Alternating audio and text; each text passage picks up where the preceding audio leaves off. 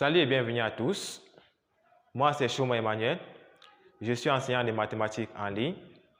Dans cette nouvelle vidéo, nous allons voir comment transformer un nombre complexe de sa forme algébrique à sa forme trigonométrique. Mais avant de commencer, si c'est la première fois que tu me regardes ou si tu as l'habitude de me regarder et que tu n'es pas encore abonné à ma chaîne YouTube, alors abonne-toi pour m'encourager à produire de nouvelles vidéos. Et donc, nous allons commencer. Mais avant de commencer, nous allons faire un petit résumé sur les nombres complexes. Déjà, nous savons que l'ensemble des nombres complexes est noté C. Et dans cet ensemble, les nombres complexes sont généralement notés par les formes algébriques. Et donc, la forme générale d'un nombre complexe est égale à A plus IB, où A, c'est sa partie réelle et IB, sa partie imaginaire.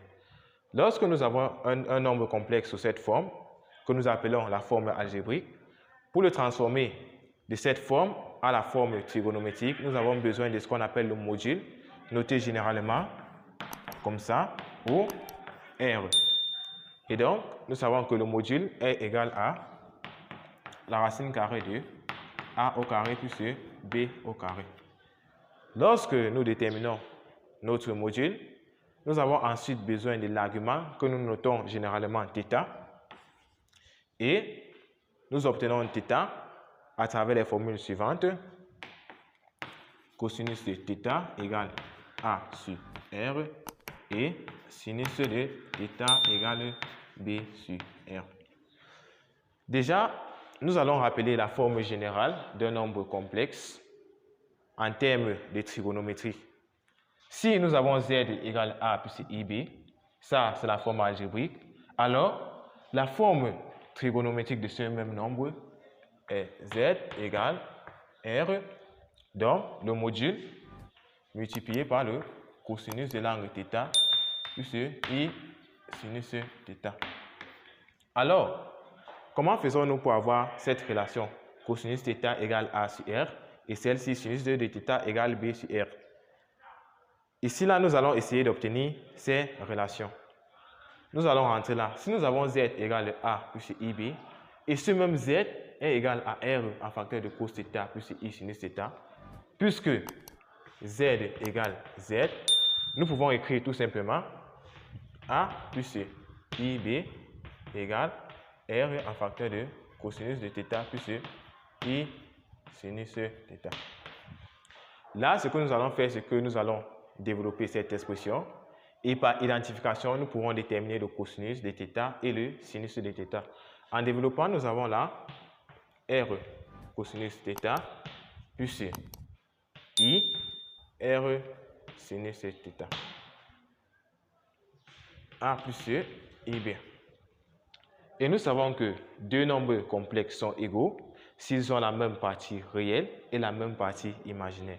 Donc là, par identification, si ce nombre complexe est égal à ce nombre complexe, alors nous aurons là A égale à R cosinus θ et B égale R sinus θ. Ça, c'est par identification. Et B égale R sinus θ. Avec ceci, nous comprenons pourquoi le cosinus de θ est égal à A sur R. Et le sinus B sur R. Avec ce petit résumé, nous allons appliquer tout ceci sur l'exemple suivant. Donc, nous avons là notre Z qui est égal à 1 plus I.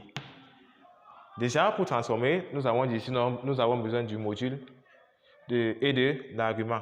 Déjà, pour avoir le module R, nous avons dit que c'est la racine de A carré plus B carré. Notre A, c'est 1. Notre B, c'est 1.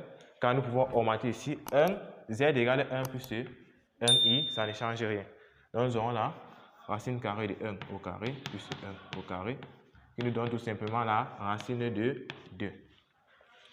Nous savons que le cosinus de l'angle θ est égal à A sur R. Notre A ici, c'est 1. Donc, 1 sur racine de 2 qui est égal à racine de 2 sur 2. Bon, nous allons effacer cela pour continuer.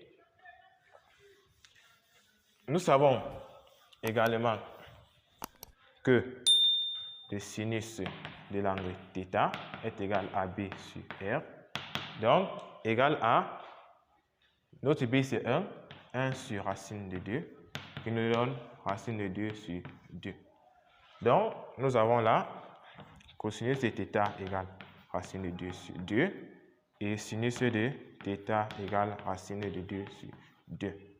Avec ça, nous pouvons déterminer l'angle. Alors, quel est l'angle dont le sinus nous donne racine de 2 sur 2 et le cosinus racine de 2 sur 2?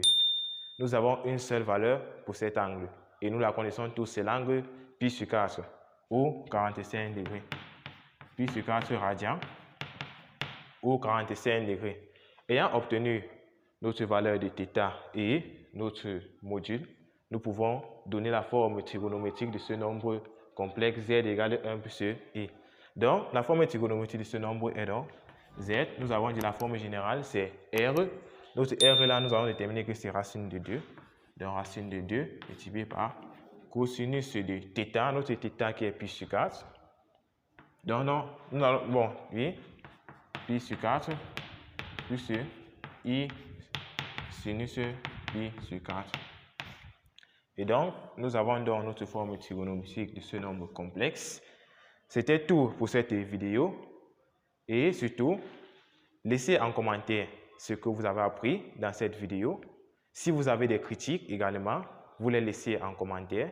N'importe quoi, vous laissez en commentaire. Les prochaines vidéos que vous voulez recevoir, vous laissez les titres en commentaire.